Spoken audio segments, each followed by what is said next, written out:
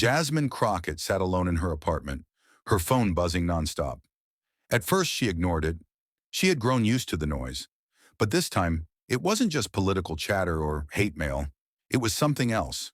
Her aide finally burst in, breathless, holding a printed legal notice. Jasmine read it once, then again. Elon Musk had filed a civil suit against her. Personally.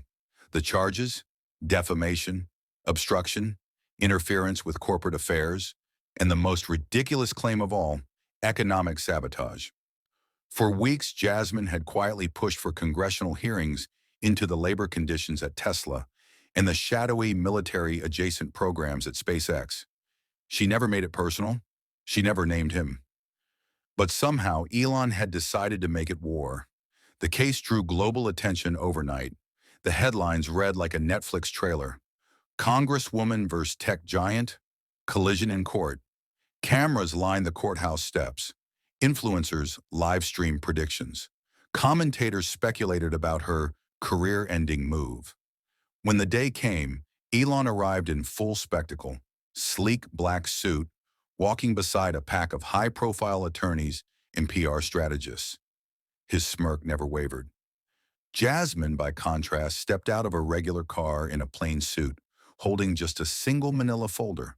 No bodyguards, no press team, no entourage, just presence. Inside, the courtroom buzzed with tension. Every seat was filled.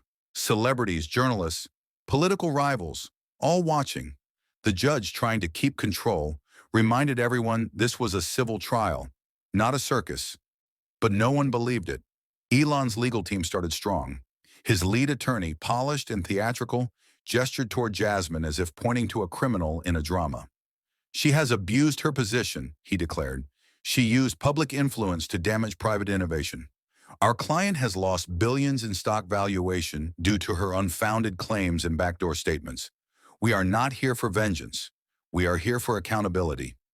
Jasmine didn't blink. She didn't scribble notes or whisper to anyone. She simply watched.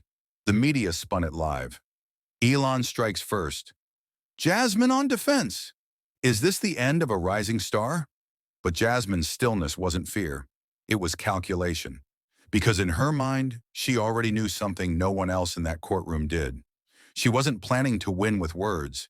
She was planning to win with truth and timing. The courtroom, which had been buzzing like a hive of whispers and camera clicks, suddenly went quiet when Jasmine stood. She didn't rise with a flourish or clear her throat dramatically. She didn't glance at the cameras. She simply rose, deliberate, silent, composed. In her hand was that same worn manila folder she'd walked in with. No stack of documents, no grand exhibits. Just one single sheet of paper. She stepped forward, holding it with both hands like it was heavier than it looked. Not with weight, but with consequence. No one expected her to say much.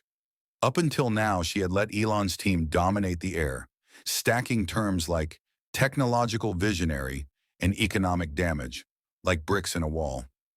But Jasmine didn't bring bricks. She brought a chisel. She unfolded the paper. There was a moment, maybe 2 seconds, where the room held its breath. Then she read one line, clearly, slowly, without emotion. Internal Tesla memo.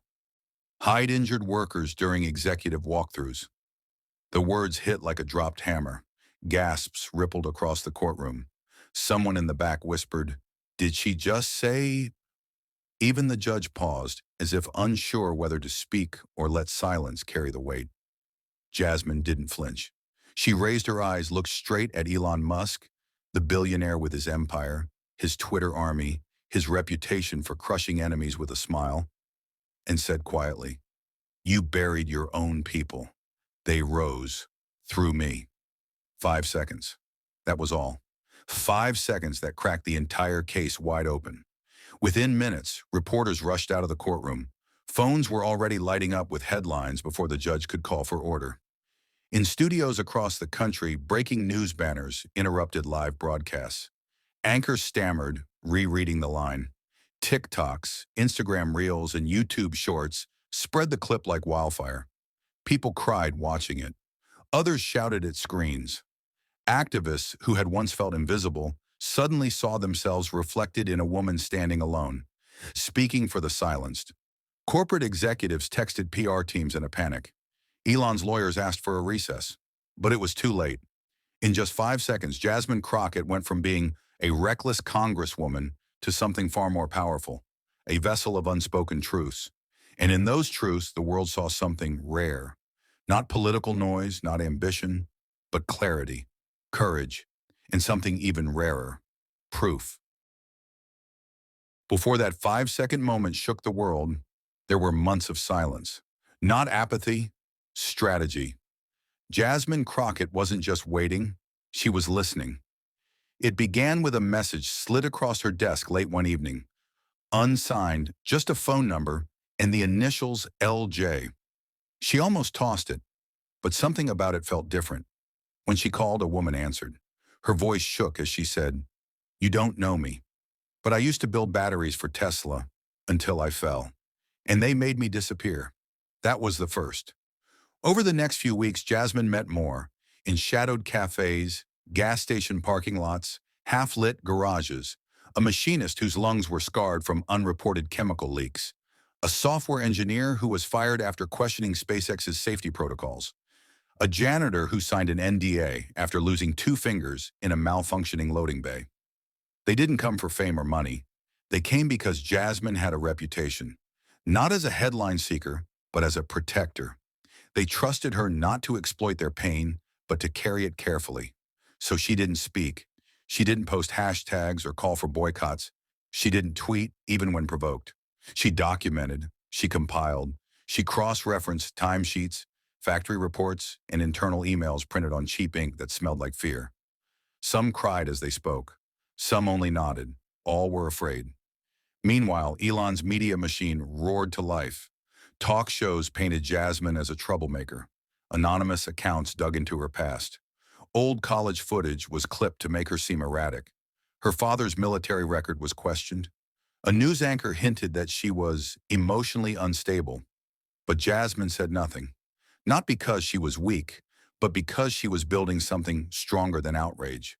Her team begged her to release a statement, to go on air, to defend herself. One aide nearly cried out of frustration. "They're tearing you apart in silence. Why won't you answer them?" Jasmine looked up from a stack of testimony transcripts and said softly, "Because they're not watching yet. But when they are, I'll speak once, loud enough to echo." She trusted time more than noise, and now that trust had paid off. Because when she finally opened that folder and read one line, the echo began, and it hasn't stopped since. The world didn't move on, it paused. Within 48 hours of Jasmine's courtroom statement, Tesla's market value plummeted by billions. Stockholders panicked. Tech analysts revised forecasts. Elon Musk canceled a live-stream product demo without explanation. And quietly, the Department of Justice issued a formal confirmation. A probe into the ethics of SpaceX's federal contracts was now active. The ripple effect didn't stop there. Countries with satellite partnerships began requesting audits. Legal forums buzzed with one question: what else has been hidden behind innovation's curtain? And at the center of it all, Jasmine Crockett, silent again. Not absent, not retreating, just working. While news anchors begged for interviews and podcasts, offered 7-figure deals for a single sit-down, Jasmine declined every request. She issued no press release. She didn't tour talk shows or retweet her victory. Instead, she walked back into Congress and began drafting something bigger: the Tech Accountability Act. It wasn't flashy. It didn't aim to punish one man. It aimed to reform an entire industry. A blueprint for oversight in federal contracts with private tech firms. Transparency in military-adjacent ventures. Whistleblower protections for every engineer, janitor, and coder who dared to speak. One of her colleagues asked, "Don't you want to celebrate?" Jasmine answered, "Justice isn't the end. It's the floor we build from." Meanwhile, Elon's legal team sent her a private offer. A settlement, quiet and massive. The kind of figure that could change someone's life overnight. Jasmine read the email once, then typed one word: "No." The offer disappeared. So did the smile from Musk's face in public appearances. One morning, as she walked into her office, her aide handed her a small package. No return address. Inside was a crayon drawing, messy, bright, and powerful. A little girl had drawn a superhero standing in a courtroom.